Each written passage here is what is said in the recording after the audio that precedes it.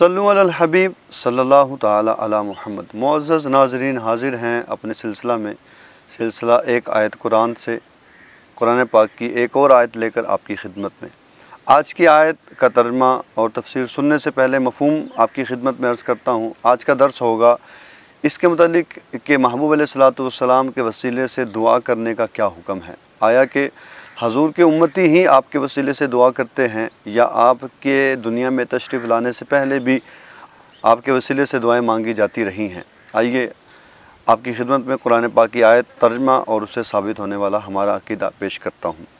सूरह अल-बक़रा की आयत नंबर 89 है। अल्लाह तबारक व तआला फरमाता है, वलम्मा जाअहुम किताबुन मिन इंदिल्लाहि मुसद्दिक़ुल लिमा मअहुम व कानू मिन क़ब्लु यस्तफ्तिहूना अलल्लज़ीना कफ़रू फलम्मा जाअहुम मा अरफू कफ़रू बिही फ़लअनतुल्लाहि अलल काफ़िरीन। अल्लाह पाक फरमाता है, और जब उनके पास अल्लाह की वो किताब आई जो उनके पास मौजूद किताब की तस्दीक करने वाली है, और इससे पहले ये इस नबी के वसीले से काफिरों के ख़िलाफ़ फ़तह मांगते थे, तो जब उनके पास वो जाना पहचाना नबी तशरीफ़ ले आया तो इसके मुनकिर हो गए और अल्लाह की लानत हो इनकार करने वालों पर।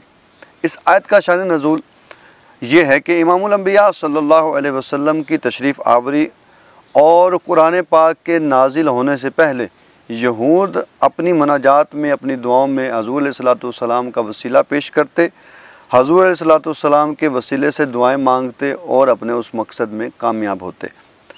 वो दुआ करते, अल्लाहुम्मा अफ्ताह अलैना वंसुरना बिन नबीजिल उम्मी, यानी ऐ रब हमें नबी उम्मी के सदक़े में फ़तह और नुसरत अता फरमा। इस आयत में यहूदियों को वो वाक़ियात याद दिलाए जा रहे हैं कि तुम पहले इसी नबी के सदक़े से, इसी नबी के नाम के तुफ़ैल दुआएं मांगते थे, और जब ये नबी तशरीफ़ ले आए तो अब तुम इस नबी के मुनकिर हो गए। इस आयत से ये भी मालूम हुआ कि हज़ूर सल्लल्लाहु अलैहि वसल्लम के दुनिया में तशरीफ़ लाने से पहले भी आपके वसीले से दुआएं मांगी जाती थीं और उन दुआओं के ज़रिए मखलूक की हाजत रवाई भी होती थी। और ये सिलसिला आपकी तशरीफ़ आवरी के बाद आपकी ज़ाहिरी हयात मुबारका में भी जारी रहा कि सहाबा कराम भी आपके वसीले से दुआएं मांगते थे, बल्कि आप सल्लल्लाहु अलैहि वसल्लम सहाबा कराम को ख़ुद अपने वसीले से दुआएं मांगने की तालीम इरशाद फरमाते। यानी आपने ख़ुद ये तालीम इरशाद फरमाई कि सहाबा आपके वसीले से दुआएं मांगे।